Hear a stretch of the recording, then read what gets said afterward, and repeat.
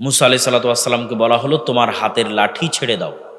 আল্লাহ এটা বললেন না যে আমি জান্নাত থেকে একটা লাঠি এনেছি, আসমান থেকে একটা লাঠি এনেছি, সেই লাঠিটা তোমাকে দিচ্ছি, এটা ছাড়লে সাপ হবে। তাহলে ওই মাত্রার বিশ্বাস তৈরি হতো না, যেই মাত্রার বিশ্বাস দরকার ফেরাউনের মুখোমুখি হওয়ার জন্য। এখন এই বইটা আমি হাতে করে আছি, আজ 5 বছর 10 বছর থেকে আমি এই বই পড়ি, আমার হাতেই আছে।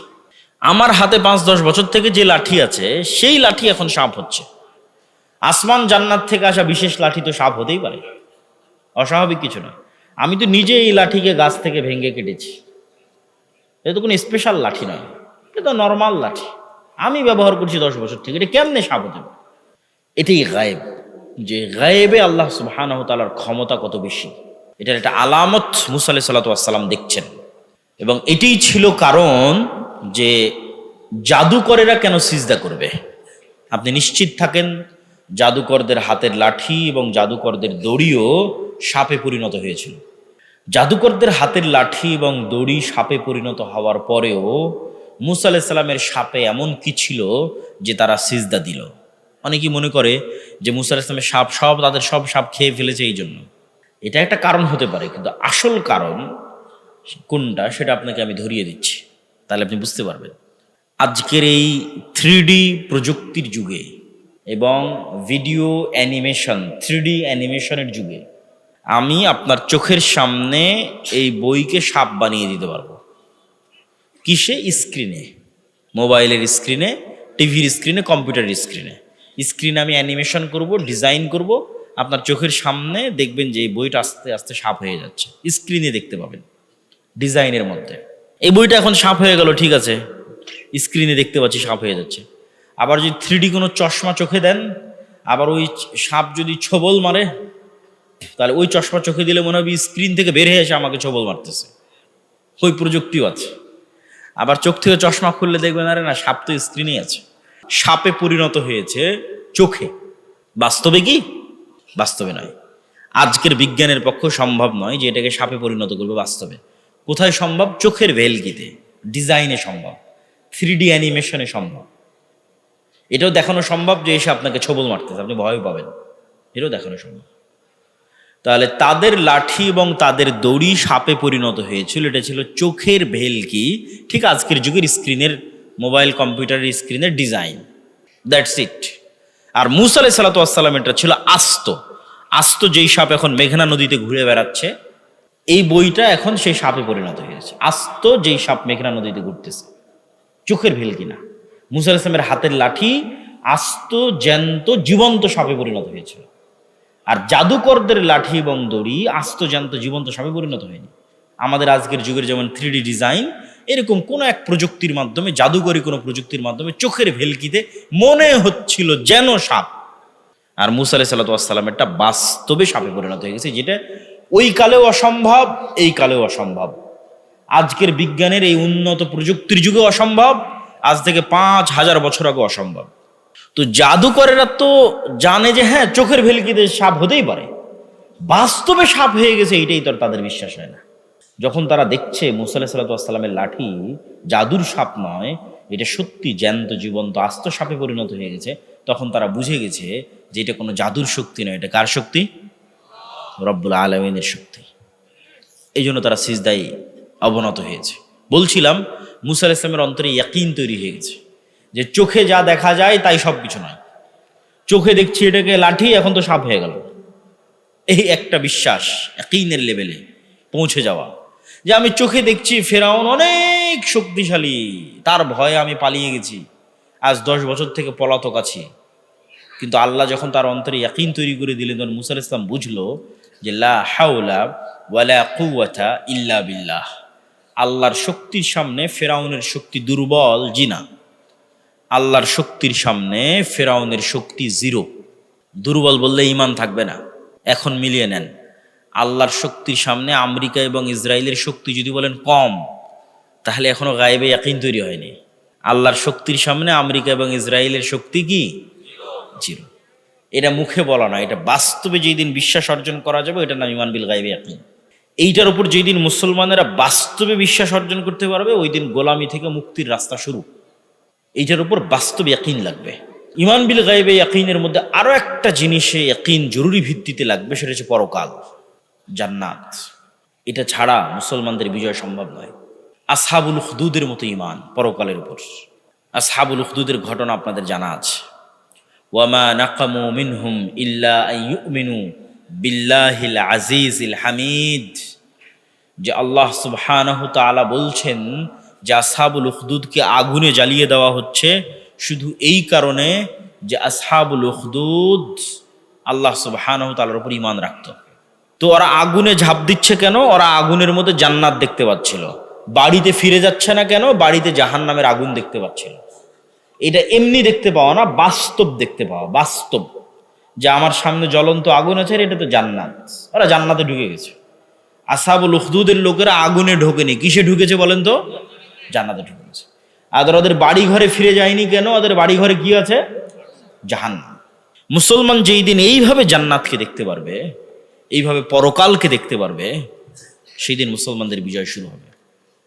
আজকের আধুনিক যুগে যে ইন্টারনেটের মাধ্যমে আপনারা পরস্পরে যোগাযোগ করছেন, অনলাইন লাইভ ক্লাসে একত্রিত হচ্ছেন, যে ইন্টারনেট দিয়ে 1000 কিলোমিটার দূরের America, London, Europe, Saudi, Kuwait, Qatar, বাহরাইনে বসেও আপনার সাথে লাইভ কথা বলতে পারছে, তার চেয়েও শক্তিশালী লক্ষ কোটি গুণে, হাজারো গুণে শক্তিশালী প্রযুক্তি সালাত, যেটা দুনিয়ায় থাকা মানুষকে 7 আসমানে আরশের উপর যে রব্বুল আলামিন আছে তার সাথে লাইভ কানেক্টেড করে দেয়, সরাসরি মুখোমুখি। সালাতে দাঁড়ানো আর রব্বুল আলামিনের মুখোমুখি হওয়া, এটা একটা পদ্ধতি, এটা একটা ওয়ে, যেটা কাজে লাগিয়ে 7 আসমানে রব্বুল আলামিনের সাথে কানেক্টেড হওয়া যায়, লাইভ কানেক্টেড হওয়া যায়। সেম ওই পদ্ধতিতেই, ওই সময়ই ওইভাবেই দাঁড়াতে হবে। ওই অজু, ওই নিয়ত, ওই সিস্টেম, ওই পদ্ধতি। আপনাদের মোবাইলের পাসওয়ার্ড যেভাবে কাজ করে, ফিঙ্গারপ্রিন্ট যেভাবে কাজ করে, তার চেয়ে বেশি পাওয়ারফুল কাজ করবে সালাত।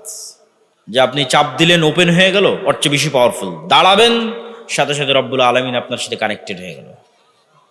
এই জন্য নবী এবং রাসূলগণ যে কোনো বিপদে পড়ে আগে কি করতেন? সালাতে দাঁড়াতেন। কেন? এটা যোগাযোগের মাধ্যম, যোগাযোগের ওয়ে আল্লাহ সুবহানাহু ওয়া তাআলার সাথে। জিবরাইলের মাধ্যমে শিখানো আছে নবীদেরকে। লাউহে মাহফুজে ওই সিস্টেমই, ওইভাবেই লাউহে মাহফুজে সালাত অন্তর্ভুক্ত আছে। লাউহে মাহফুজে সালাত ওইভাবেই রাখা আছে। আপনি যখন দাঁড়ান তখন এটা লাউহে মাহফুজের সাথে মিলে যায়। এই চিত্র, এই দৃশ্য লাউহে মাহফুজের সাথে মিলে যায়। লাউহে মাহফুজের সালাত এভাবেই রাখা আছে। এভাবে দাঁড়াবে, সূরা ফাতিহা পড়বে, রুকু করবে, সুবহান রাব্বিল আযীম বলবে, সিজদায় যাবে, সুবহান রাব্বিল আলা বলবে। লাউহে মাহফুজ এইভাবেই আছে। দাঁড়ানো মাত্র মিলে গেছে, কানেকশন তৈরি হয়ে গেছে রব্বুল আলামিনের সাথে। যে কোনো বিপদে, যে কোনো সমস্যায় 5 ওয়াক্ত সালাত মুসলমানের বিজয়ের জন্য পূর্ব শর্ত, আল্লাহর সাহায্য পাওয়ার জন্য পূর্ব শর্ত। রাতের সালাত বিজয়ী হওয়ার পূর্ব শর্ত, আল্লাহর সাহায্য পাওয়ার পূর্ব শর্ত। তাই যুবক সমাজ এসে জিজ্ঞেস করে, বলেন কি করতে হবে? জীবন দিতে চাই, সালাত আদায় করতে হবে। 5 ওয়াক্ত সালাত জামাতে মসজিদে গিয়ে আদায় করতে হবে। আওয়াজ বা সাউন্ড কেন শক্তিশালী? পৃথিবীর সবচেয়ে শক্তিশালী হচ্ছে আওয়াজ, পৃথিবীর সবচেয়ে শক্তিশালী হচ্ছে সাউন্ড। আমি এখন বাংলায় কথা বলতেছি না, আমি আওয়াজ তৈরি করতেছি। প্রমাণ, এখানে নিয়ে এসে একজন চাইনিজকে বসিয়ে দিয়ে ওকে বলি তুমি বক্তব্য দাও। আপনারা কিছু বুঝবেন না, খালি আওয়াজ শুনবেন, আওয়াজ শুনবেন। এখন সামনে একজন জাপানিজকে বসিয়ে দিয়ে বলে আমি বক্তব্য দিচ্ছি, বাবা তুমি শুনো। ও কি শুনতেছে? আওয়াজ শুনতেছে। তাহলে আলটিমেটলি আমি একটা আওয়াজ তৈরি করতেছি। আওয়াজের ধরনে পার্থক্য হওয়ার কারণে এটা বাংলা, আওয়াজের ধরনে পার্থক্য হওয়ার কারণে এটা ইংরেজি, আওয়াজের ধরনে পার্থক্য হওয়ার কারণে এটা আরবি, কিন্তু তৈরি হচ্ছে আওয়াজ। সুলাইমান আলাইহিস সালাতু ওয়াস সালাম এই আওয়াজের প্রযুক্তি সবচেয়ে ভালো জানতেন, আল্লাহ তাকে দিয়েছিলেন। প্রিয় উপস্থিতি, আপনারা একটু এই কথাটা মনোযোগ দিয়ে শুনতে হবে। সুলাইমান আলাইহিস সালাতু ওয়াস সালাম বললেন, কে পারবে রানী বিলকিসের সিংহাসনকে উঠিয়ে নিয়ে আসতে?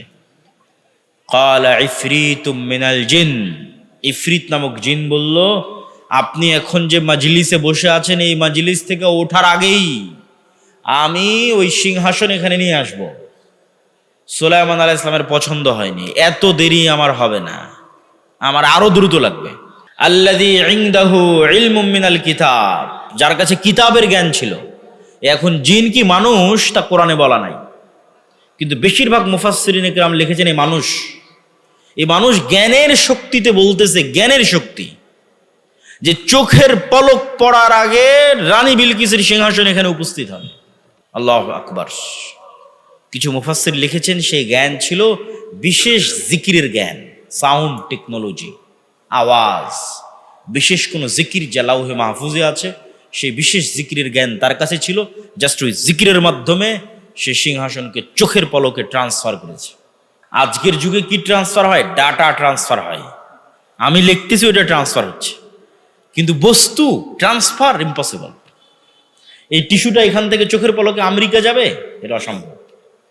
হ্যাঁ, আমার মেসেজ, আমার কথা, আমার ডাটা চোখের পলকে এখান থেকে আমেরিকা যাচ্ছে, এই প্রযুক্তি আমরা পেয়েছি। কিন্তু বস্তু ট্রান্সফার হবে চোখের পলকে, এই প্রযুক্তি কিন্তু আমরা পাইনি। এই প্রযুক্তি সাউন্ড, আওয়াজের প্রযুক্তি, যেটা সুলাইমান আলাইহিস সালামের যুগে ছিল। পাখির আওয়াজ সুলাইমান আলাইহিস সালাম বুঝতেন, পিঁপড়ার আওয়াজ সুলাইমান আলাইহিস সালাম বুঝতেন, সুলাইমান আলাইহিস সালামের আওয়াজ ওরা বুঝতো। আওয়াজের চেয়ে শক্তিশালী পৃথিবীতে কিছু নাই। সব একটা আর একটার সাথে কানেক্টেড আওয়াজ দিয়ে, সব পাখি, জীব জন্তু, পশু, মুরগি, আমি, আপনি, সব একটা আর একটার সাথে কানেক্টেড আওয়াজ দিয়ে। ওই আওয়াজটা জানতে হবে, এটা আমরা জানি না। যদি আমি আপনাকে বুঝাতে পারি যে আওয়াজ সবচেয়ে শক্তিশালী, এবার চলেন, ইউসাব্বিহু লিল্লাহি মা ফিস সামাওয়াতি ওয়া মা ফিল আরজ, আসমান জমিন এবং তার মধ্যে যা কিছু আছে তার সব কিছু 24 ঘন্টা আওয়াজ করে আল্লাহর তাসবিহ পড়ে। আমার এই গায়ের চাদর আওয়াজ করে তাসবিহ পড়তেছে, এই টিস্যু আওয়াজ করে তাসবিহ পড়তেছে, এটার আওয়াজ হচ্ছে। আমি শুনতে পাচ্ছি না কেন? পিঁপড়ার চলার আওয়াজ যেমন আমি শুনতে পাই না, এর আওয়াজ আমি তেমন শুনতে পাচ্ছি না। তো শুধু কি এ জিকির করে না, এ জিকির বুঝেও। মুয়াজ্জিন যখন আজান দেয়, যতদূর পর্যন্ত আওয়াজ পৌঁছবে, ওই মুয়াজ্জিনের পক্ষে এই বস্তু কিয়ামতের মাঠে সাক্ষী দিবে। আল্লাহু আকবার। তাহলে আমি যে বলতেছি আলহামদুলিল্লাহ, এটাই টিস্যু বুঝে। সুবহানাল্লাহ, এটাই টিস্যু বুঝে। এটা জিকির। জিকির সবচেয়ে পাওয়ারফুল। জিকিরের মধ্যে সর্বশ্রেষ্ঠ জিকির হচ্ছে সকাল সন্ধ্যার জিকির। সকাল মানে সূর্য ওঠার পূর্বে, এবং সন্ধ্যা মানে সূর্য ডোবার পূর্বে। যদি বুঝেন আওয়াজ সবচেয়ে শক্তিশালী, তাহলে এতটুকু বুঝেন যে এই কোরআন কার আওয়াজ, কার শব্দ, কার বাক্য, কার সাউন্ড? আল্লাহর। লাউহে মাহফুজ থেকে জিবরাইল আলাইহিস সালাম নিয়েছেন, জিবরাইলের থেকে মুহাম্মদ সাল্লাল্লাহু আলাইহি সাল্লাম নিয়েছেন। এটা একটা আওয়াজ, এটা শব্দ, এটা একটা বাক্য, যা আল্লাহর। এই জন্য পৃথিবীতে সবচেয়ে শক্তিশালী যদি কিছু থেকে থাকে, সেটা কোরআন। উম্মতে মুহাম্মাদির উপর আল্লাহর সবচেয়ে বড় নিয়ামত যে তাদের কাছে কোরআন আছে। এই কোরআনই তো উম্মতে মুহাম্মাদি মূল্যায়ন করলো না, পড়লো না, শিখলো না, জ্ঞান অর্জন করলো না। আমার বক্তব্য সারমর্ম করে বক্তব্য শেষ করছি। যদি আমরা চাই প্রকৃত অর্থে মুসলমানদের শক্তি এবং ক্ষমতা প্রতিষ্ঠিত হোক, তাহলে প্রথমে আমাদের ঈমান বিল গায়বে ইয়াকিন অর্জন করতে হবে, পূর্ণাঙ্গ তাওহীদে বিশ্বাসী হতে হবে ইব্রাহিম আলাইহিস সালাতু ওয়াস সালামের মতো। তারপরে আমাদের প্রয়োজন হবে সর্বোচ্চ পর্যায়ের জ্ঞান, যেই জ্ঞান দিয়ে আমরা তৈরি করব শক্তিশালী প্রতিষ্ঠান, মিডিয়ায় হোক, অর্থনীতিতে হোক, সকল ক্ষেত্রে, বিশ্ববিদ্যালয়ে হোক, শক্তিশালী পাওয়ারফুল ইনস্টিটিউট, যেন আমাদেরকে মানুষ, পৃথিবীর মানুষ পঙ্গপাল মনে না করে, তুচ্ছ মনে না করে। আমি এবং আপনি হচ্ছে পঙ্গপাল, কীট পতঙ্গ, কেননা আমাদের শক্তিশালী কোনো প্রতিষ্ঠান নাই, আমাদের প্রতিনিধিত্ব করবে এরকম শক্তিশালী কোনো ইনস্টিটিউট নাই। জ্ঞান সর্বোচ্চ পর্যায়ে, সর্বোচ্চ পর্যায়ের প্রতিষ্ঠান, তারপরে লাগবে সত্যবাদিতা ও ন্যায়পরায়ণতা। জ্ঞান অর্জন করলাম, করে সেই জ্ঞানকে টাকার কাছে বিক্রি করে দিলাম। কত ডাক্তার, কত ইঞ্জিনিয়ার তাদের স্বাক্ষরকে বিক্রি করে দিয়েছে টাকার কাছে, এরা মুনাফিক। কত OC, DC, SP, AC land, sub registrar, এরা সবাই তাদের পদকে বিক্রি করে দিয়েছে টাকার কাছে। তারপরে আবার সেই টাকা দিয়ে হজ করে জান্নাতে যেতে চাই। পাগল হলে এরকমই হয়। অথচ তার কাছে সুযোগ ছিল শুধু ওই চেয়ারে বসে একজন দানবীরের চেয়ে বেশি নেকি অর্জন করার। রাতে তাহাজ্জুদের সালাত আদায়ের চেয়ে বেশি নেকি অর্জন করা। সেটা কি? ওই চেয়ারে বসে সে ন্যায়পরায়ণ থাকতো, বাস 5 ওয়াক্ত সালাত আদায় করবে আর ওই চেয়ারে ন্যায়পরায়ণতার সাথে দায়িত্ব পালন করবে, ও দানবীরের চেয়ে বেশি নেকি পেয়ে যাবে। আর হারাম উপায়ে ইনকাম করে আল্লাহকে ধোকা দিতে চায়, নিজেকে ধোকা দিতে চায়, মানুষকে ধোকা দিতে চায়, দেখো আমি হজ করে এসেছি, এটা মুনাফিক। মুসলমানদের মধ্যে মুনাফিকিতে পরিপূর্ণ হয়ে গেছে। তাহলে লাগবে সততা, ন্যায়পরায়ণতা, আমানতদারিতা। এগুলো যখন আপনি অর্জন করে ফেলবেন তখন পৃথিবী আপনার শত্রু হয়ে যাবে। যেমন ওসমান হাদির শত্রু হয়ে গেছিল, আপনারও শত্রু হবে। আপনি একবার অর্জন করে দেখেন, শত্রু হবে। সর্বোচ্চ জ্ঞান অর্জন করেন, বিক্রি হন না, শক্তিশালী প্রতিষ্ঠান তৈরি করেন, দেখেন আপনার কত শত্রু তৈরি হয়। আপনাকে হত্যা করার জন্য কত দেশ উঠে পড়ে লাগে, আপনাকে ধ্বংস করার জন্য কত চেষ্টা তৈরি হয়। তখনই দরকার হবে শেষে যেগুলো বলছিলাম, আল্লাহর সাহায্য। আর আল্লাহর সাহায্যের খাতায় নামই নাই যে সালাত আদায় করে না, নামই নাই। পরীক্ষার হলে তো ঢুকতেই দিবে না, যার হাজিরা খাতায় নাম নাই, ঢুকতে দিবে? অ্যাডমিট কার্ডও দিবে না প্রতিষ্ঠান। তাহলে আল্লাহর সাহায্য যে নিবে তার আগে তো নাম থাকতে হবে যে কে, আল্লাহ তোকে চিনেই না, কে সে। তো 5 ওয়াক্ত সালাত, রাতের সালাত, সকাল সন্ধ্যার জিকির, এগুলোর মাধ্যমে আল্লাহর সাহায্য পাওয়া যায় এবং পৃথিবীর সকল অসম্ভবকে সম্ভব করা যায়। যদি আমরা এরকম একটা প্রজন্ম তৈরি করতে পারি, তাহলে আমাদের এইরকম নিকৃষ্ট গোলাম তৈরির যে কারখানা, এগুলোর সহযোগিতার দরকার হবে না। এরকম একটা প্রজন্ম তৈরি করতে পারলে এমনি ইসলাম রাষ্ট্রে প্রতিষ্ঠিত হয়ে যাবে। যে ওসি হিসেবে দায়িত্ব পালন করছে, যে এসিল্যান্ড হিসেবে দায়িত্ব পালন করছে, ও তো বাংলাদেশেরই সন্তান, কুমিল্লারই সন্তান, আমার আপনার সন্তান। এরা যদি বলে যে আমরা আজ থেকে সৎ হয়ে গেলাম, 80% ইসলাম প্রতিষ্ঠা হয়ে যাবে। 80%। ইসলাম মানে ইনসাফ, ইসলাম মানে ন্যায় বিচার, রাষ্ট্রের ইসলাম মানে ব্র্যান্ডিং, ন্যায় বিচার। তো আমাদের এরকম একটা প্রজন্ম দরকার। আর গোলাম তৈরির কারখানা যেটা, ওই গোলাম তৈরির কারখানা হচ্ছে আমাদের শিখাবে মিথ্যা, আমাদের শিখাবে দুর্নীতি, আমাদের শিখাবে নিন্দা, আমাদের শিখাবে গীবত। আর এগুলো প্রত্যেকটা কাজ গোলামের কাজ। আমরা নিজের অজান্তে গোলাম হয়ে যাচ্ছি, বুঝতে পারতেছি না, গোলাম হয়ে যাচ্ছে। আল্লাহ সুবহানাহু ওয়া তাআলা আমাদের নেতা দান করুক, নেতার মতো যোগ্যতা সম্পূর্ণ একটা প্রজন্ম দান করুক। আমরা যেন নেতৃত্ব দান করার মতো সক্ষমতা সম্পূর্ণ একটা প্রজন্ম তৈরি করতে পারি। আল্লাহ আমাদের সেই তৌফিক দান করুক, আল্লাহুম্মা আমিন। নবী মুহাম্মদ সাল্লাল্লাহু আলাইহি ওয়াসাল্লাম বিজয়ের জন্য আল্লাহর সাহায্যের মুখাপেক্ষী ছিলেন। মুসা, দাউদ, সুলাইমান সকল নবী বিজয়ের জন্য আল্লাহর সাহায্যের মুখাপেক্ষী ছিলেন। আল্লাহর সাহায্য ছাড়া মুসলমানদের বিজয় অতীতে কোনোদিন হয়নি, ভবিষ্যতে কোনোদিন হবে না, ফুল স্টপ।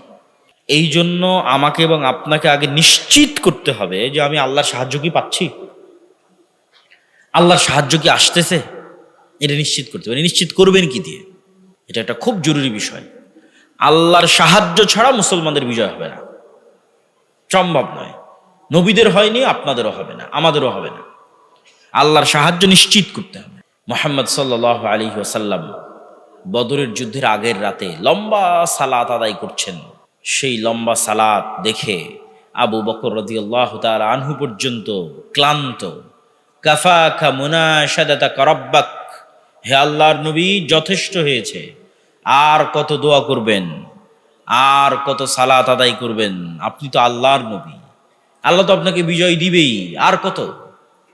কিন্তু মুহাম্মদ সাল্লাল্লাহু আলাইহি ওয়াসাল্লাম আবু বকর রাদিয়াল্লাহু তাআলা আনহুর চেয়েও বেশি ভালো জানতেন, বেশি ভালো বুঝতেন যে আগামীকাল বদরের যুদ্ধে আমি মুহাম্মদ বিজয় অর্জন করতে পারবো না যতক্ষণ না মহান আল্লাহর সাহায্য আমি না পাচ্ছি।